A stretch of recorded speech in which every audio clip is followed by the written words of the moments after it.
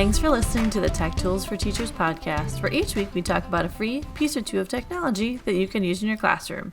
I'm your host, Shannon Martin. I'm a middle school teacher, technology coach, and personalized learning coordinator for my district. And I am the show's producer, Fuzz Martin. Wah, wah. Just kidding. I'm also your husband. Have been for almost 9 years. Aww. And we're sitting at the kitchen counter where we'll be for weeks. 4 weeks. 4 weeks? For weeks. For weeks. For weeks. We'll see how long it lasts. Yeah, how much time we spend together at the kitchen counter, or how many weeks we spend in the same house together. How long before one of us moves to the basement? You get to go first, because it's cold. It is cold down there. There's spiders. There are no spiders in our basement. And there's those creepy, what are they? The earwigs? No, centipedes. Oh yeah, we do have centipedes. Not really. It's cold still, but I don't know. Centipedes creep me out. All the little legs are like. Yes. Yeah. So we're finding so far some calm in the chaos. Yes. In the closure chaos. Yeah. Yeah. Our theme this week is calming the closure chaos. Now I know school closure chaos. I know here in Wisconsin, the governor closed all the schools for 3 weeks, I believe. 3 weeks is his, and some school districts have chosen to go 4 because it kind of extends into their spring break. But because we all have different spring breaks, some are at 2, some are at 3, and some are at 4. Weren't we just bragging about how we got away with no snow closures this year? And now that was like last week. Yeah. So never brag about things. So yeah, we went from 3 snow days to here's 3 weeks off, but it's not off. It's virtual learning. Right. Which is where you shine. I enjoy this. We've done a lot in my district to get us situated and all set up for this. It's kind of interesting too, because on Friday the kids were we're off from school, and everyone said no, just next week you'll be learning from home. Right. It's just and our kids knew it, and they were prepped for it before they left. Some districts though weren't ready. They didn't know that it was going to be called, or they hadn't called it sooner. So because of that, some schools are having kids, come and gather things and get themselves ready.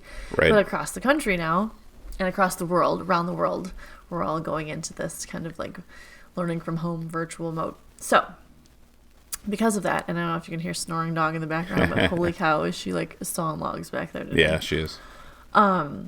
So calming the closure chaos. I've never seen so many teachers light up Twitter all right, what are everyone's ideas? Which I think it's so cool, how everyone kind of bands together in a situation like this. But sure, I can help you, or I have ideas, and I'm at the point where I just have so many ideas. I'm can just here's my stuff. I don't know what else. Look at it first, and then I'll tell you all the things you want to know, just because I have so many resources, and I know so many teachers have giant collections of resources.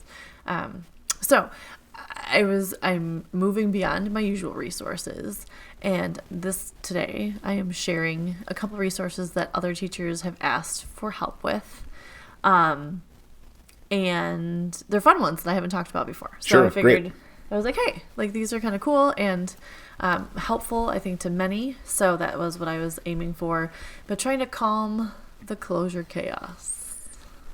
If we can. Yes. Stock up on TP and. Oh my God. We're good on the toilet paper. Got that handled. I cared more about coffee. There needed to be good coffee, not just regular coffee, but there needed to be flavored coffee happening in this house. I'm telling you. Yeah, a little. But we have no shortage of tools for your now virtual classroom. Yes, this is true. And if I don't mention it in this week's episode, go back to the EdTech directory. There's over 150 sites, and I've tried to cover almost every subject area.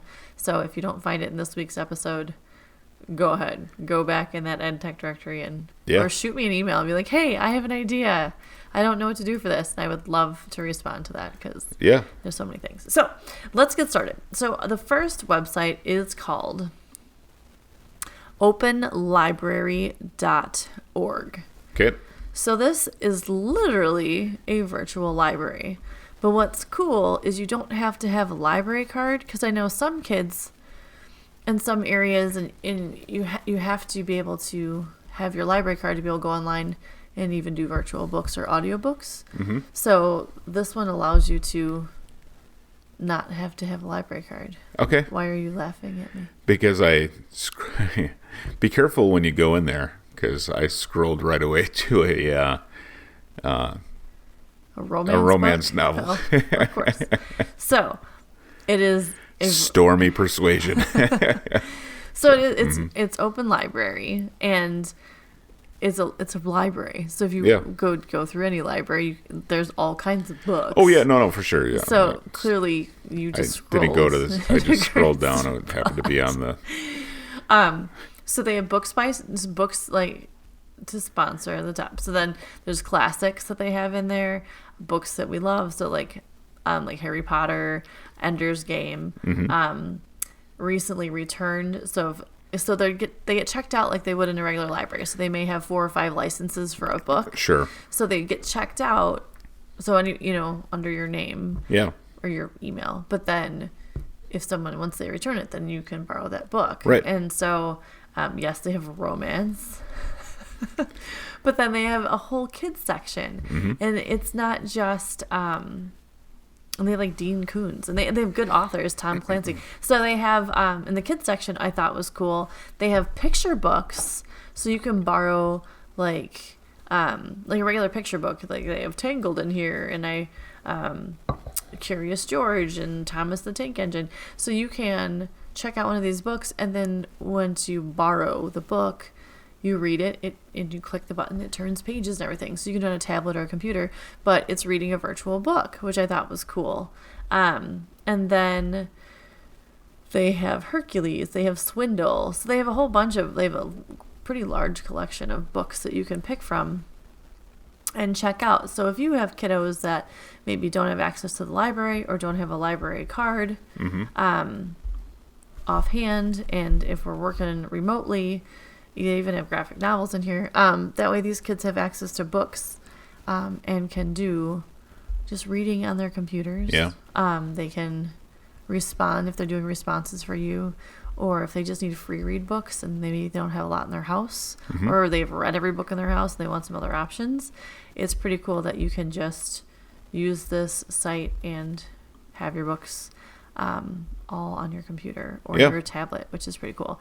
And when you're done with the book, you have 2 weeks that you're allowed to have them for most books, and then you click just return book, and you get to you can borrow, I guess, up to 5 books per person. And then when you're done with it, you just click return book. It puts it back on their virtual shelf, and then you can check out another one. It's also cool because it gives you all like the regular information too. And if you really love the book, they give you the link to buy it on Amazon, which is kind of funny. So, nice. But everything is there, and there's lots of book choices. And again, it's not just for students. It's great for students to use, but you as a teacher can check out books, or other family members can check out books. So openlibrary.org. I highly recommend it if you're trying to get books in kids' hands and you don't want to touch germy library books. Right. So, there you go. Good. Cool. Site 1. Very good. Reading. Site 2 is called Science Bob. Science Bob. So, also, they've got romance science on this front. I'm just kidding. Oh my gosh. It's like, that's not even true. So, in our world of at-home, close quarters, spending lots of quality time together, we also don't want kids on computers and in screens all of the time either. Yeah. Like, you got somehow to incorporate other things in and get them up and moving and doing things. So I was digging around, and teachers are asking for like easy science stuff all in one place, because there's like, oh, you can look here for like, the elephant toothpaste thing, or you can make volcanoes and blow things up. But this site is cool because sciencebob.com, so it's sciencebob.com, has experiments, science fair ideas, science Q&A, research help, videos, all kinds of stuff. But you can go through, you can make ice cream in a plastic bag. And then not only does it have how to do it, because it gives you all of the ingredients you're going to need, what you're going to need to do, then it gives you the science behind it. It talks about endothermic process and explains it to you, which is pretty cool. And you can go through it on their homepage. It walks you through, you can just pick and choose from things that you want to do. So there's the experiment section. Go ahead and pick out an experiment. You can build a hovercraft. You can... I guess we're going to be doing elephant toothpaste with the little one here in the kitchen. Oh, we are. Yeah. Totally. She's got her little like chemistry kit. Yeah. She's all excited about it. But blowing up a balloon with yeast, just like household items then, and showing them how to get their hands on and do stuff. Yeah. But what I also thought was cool is they have science Q&A here. So you can, like crazy questions like, what is an owl pellet? Or is a zebra white with black stripes or black with white stripes? And then they actually give you the science behind it, which I thought was cool, like just to spark their curiosity and maybe want them to investigate or read about other things, which I liked a lot. And then they also have research help. And so then you can search other science websites. So if you want to know more about black holes, they have a link to that, and it takes you to the NASA site that explains all about black holes. So this one resource of Science Bob has from experiments to the background knowledge to crazy science questions to like videos and then experiments. And it's also like, then they have videos showing like his YouTube channel, showing some of the different experiments. He talks about how you do them. Yeah. So the whole thing is just set up really nice. And when you're stuck at home and you need to have lots of entertainment, it gets you... And learning. And learning, yes. But it gets you off the computer and kind of investigating in your own house. Like, what are some things that you can do, and learning about things in your own home, which I think is going to be very important if we are spending lots of quality time in our own homes together. And maybe you can investigate why centipedes live in our basement and why they are so creepy around on the walls, because they are weird and creepy. So there you go. Science Every creature Bob. is beautiful in its own way. And serves its purpose, I'm sure. Yeah. I still don't know why centipedes exist. I'm sure that, well, they're food for something. Yes. So there's that. For thought at this point. Nice. Thank Science you. Bob. Check it out. Science Bob. Even if you're like not a science teacher and you're just hanging out your home, like just if you're sitting at home by yourself, go find some stuff and blow some things up in your sink. It'd be cool. If you do have kids, it's cool. And they're going to be home for 4 weeks, an experiment a day. There's enough on there. Yeah. One a day, maybe one every other day. Yeah. Depending on your supplies of how much baking soda you have and balloons and various other odds and ends. For your own sanity. But the ice cream one, I definitely want to do the ice cream one too. Yeah. Ice cream in a bag. I've done it before, and if you're not good with it and you get salt in the wrong part, your ice cream is salty. and the ice doesn't get cold like it's supposed to. Yeah. So there's that. Are you welding? I am welding. Okay. So the next one I have, I teach in a K-12 district. We have shop teachers, and how are they going to go virtual? Like, yeah. My thought was, awesome. If you are doing like mechanics, go send the kids out to like change their oil. Well, maybe not change the oil of their like vehicles in their home, but go open up the hood of the car that's sitting in your garage. Maybe fill it with windshield wiper fluid. Yeah. Maybe go through and like check the oil. Maybe vacuum the car out. You know, give them tasks, like real world tasks. Go do stuff about cars. Go learn about your garage. So also, we've got welding kids. I was digging around, and there is a virtual welder. Yeah. And I've done welding simulators before on like field trips with my kids. And I was like pretty proud of myself. Like, oh, I was like 70% accuracy, which is not great. But the weld might have half held or something.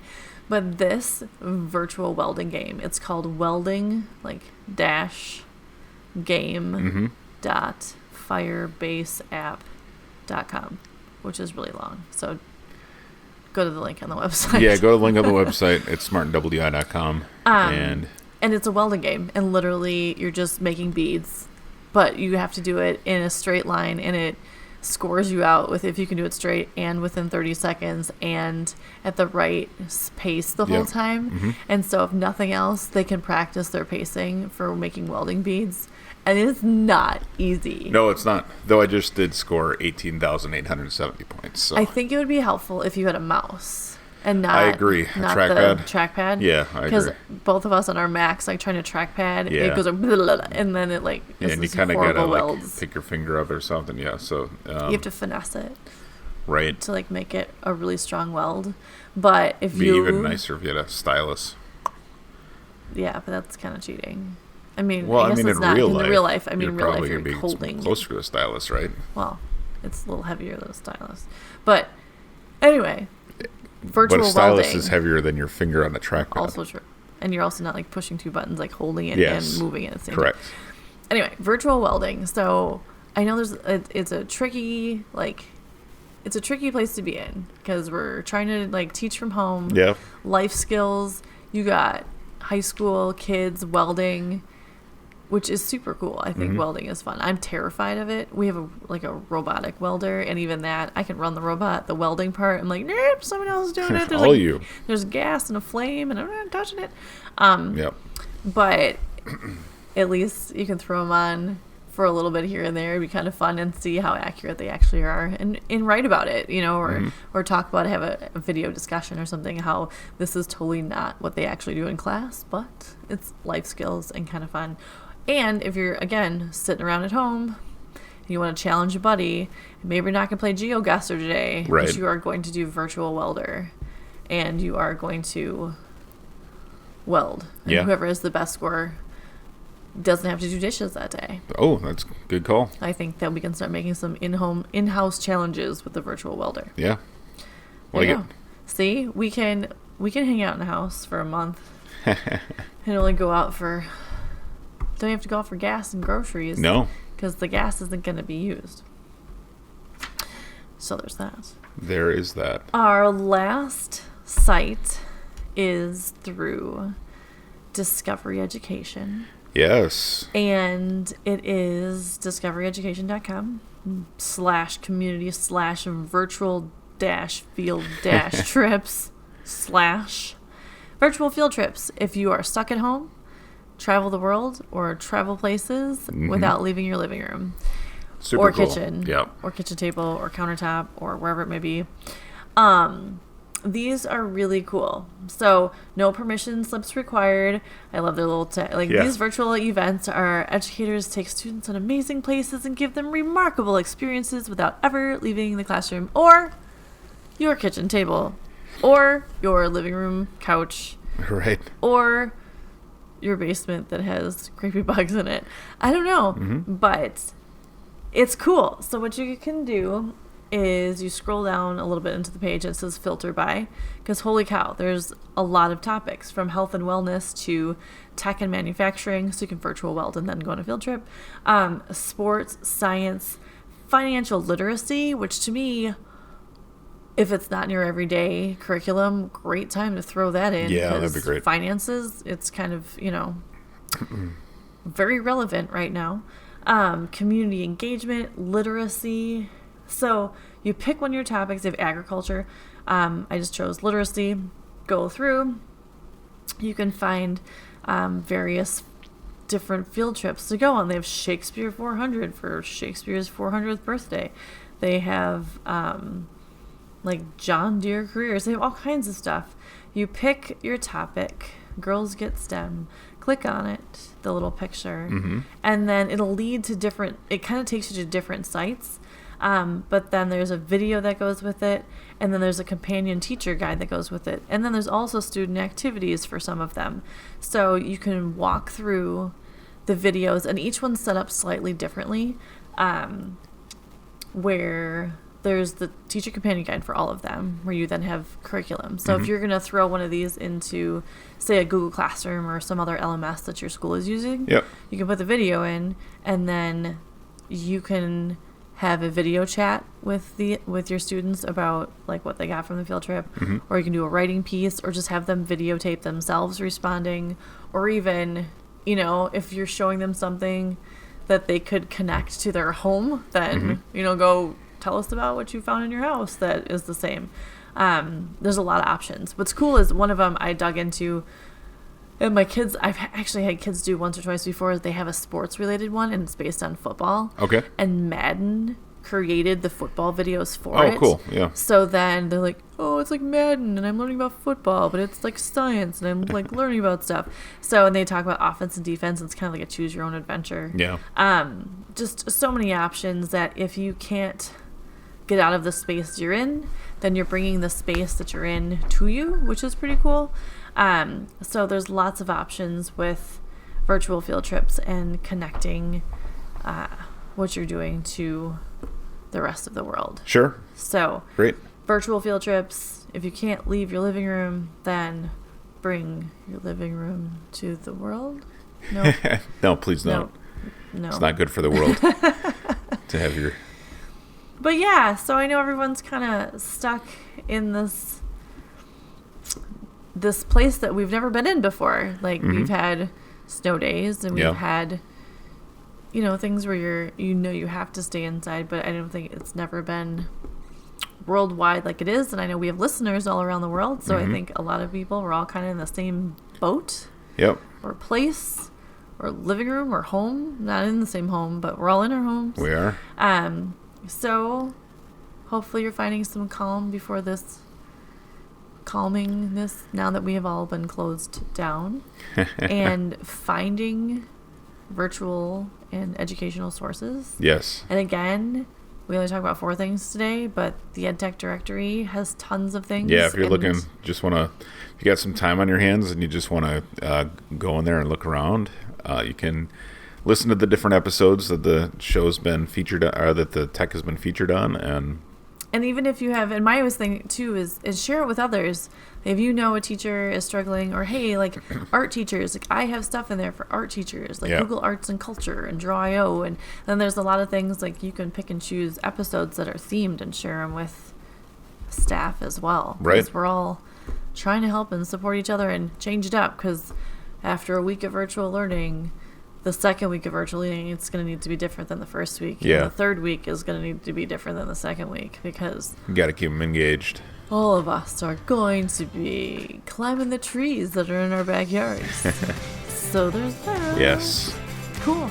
Well, I hope everyone stays safe and healthy. And socially distanced.